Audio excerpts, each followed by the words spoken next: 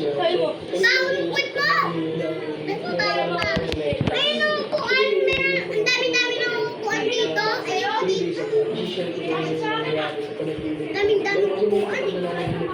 Di ba kayo yan eh? Basta sige. Dahil ikaw. Dami-dami upuan. Tukampi namin to. Ano kami ang kakampi dyan? Eh, dinalayo kami. Ito lumapit kayo. Basta nagdadalawa lang. Kaya nagdadalawa kayo. Kaya nagdadalawa. Saan si Casey? Pengek! Pengek! Wala! Ayoko panoodin yun. Pengek, Tani! Namatay. Oo, tayo terapay tayo. Ano? Nakakatakot yun siya. Book niya nga yung isang ano. Ito, datin eh. Ay, takot. Tama pang pinost mo na, lilinaw na. Ayun! Ayun! Wag yan! Wag yan!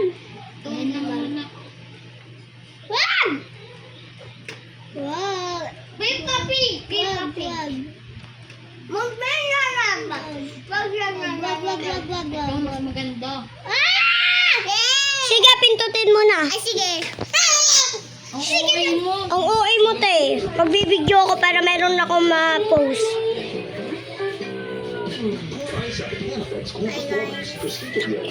Hi guys. Love you all guys. EO Executive Optical, love your eyes. Kung siya, ano? Hindi na ako. Ba't ganun ka mo to? Ayaw.